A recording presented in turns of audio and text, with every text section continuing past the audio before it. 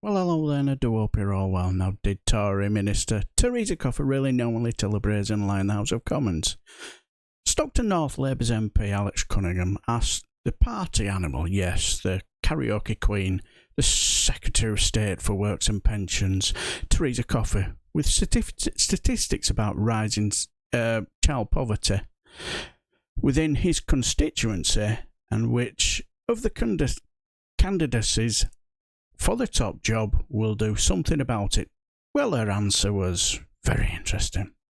Thank you, Mr Speaker. Even using the government's preferred measure of absolute child poverty, the proportion of children living in absolute poverty rose in every North East local authority area between 2014-15 and 2019-20 and continued to rise in the first year of the pandemic. In Stockton, it's up 7.1 percentage points, Hartlepool 7.2, Darlington 7.9, Redcar 9.4 and Middlesbrough a colossal 13.9 percentage points. These are not just numbers, they represent thousands of children. Can the Minister tell the House which of the Tory leadership candidates will be content to see children in places like Stockton go hungry, and which of them will take action to ensure they don't?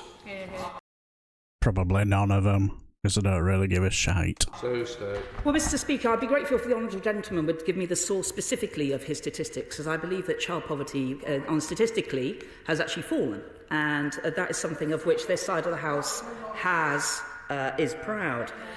Nevertheless, he will be pleased by the opportunity that people are getting into work, and that's what we will continue to do. Because what we do know is that workless households, undoubtedly, children are more likely to be in poverty, and that's why we continue to focus to get their parents into work.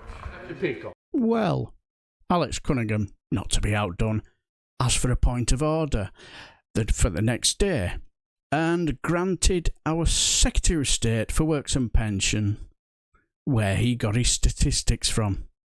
And then he basically asked that Lindsay Hoyle has Therese Coffey got back to him and put the record straight. Did she? Alex Cunningham. Thank you, Mr Speaker. At DWP questions yesterday, the Secretary of State challenged the figures I used about child poverty, asking that I advise where I got them. Well, that struck me as rather odd, because I got those statistics from her own department. Now today we hear from the North East Child Poverty Commission that the North East has overtaken London to have the highest rate of child poverty in the UK at 38%, up from 37% the year before. That's 11 children in a classroom of 30. In 2021, North East continues to see a longer-term trend, with the region experiencing by far the steepest increases in child poverty in the UK in recent years. Now 1/3 of the North East parliamentary constituencies now have a child poverty rate of 40% or above. I wonder if you, Mr Speaker, have heard from the Secretary of State about whether she has since managed to read her own statistics, and if she plans a statement about the worsening of child poverty in my region. Something tells me I think probably not. The honourable member knows I'm not responsible for the Minister's answers, and neither would I wish to be. What I would say is thanks for letting me know that you were going to ask the question.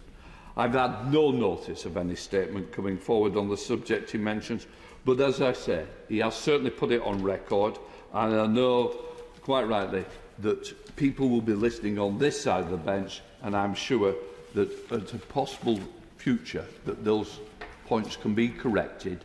If he's absolutely right, he's put forward the stats, he's put forward his case, I'm sure they'll be checked, and I'm sure the House will make sure that we have the right record of statistics going forward.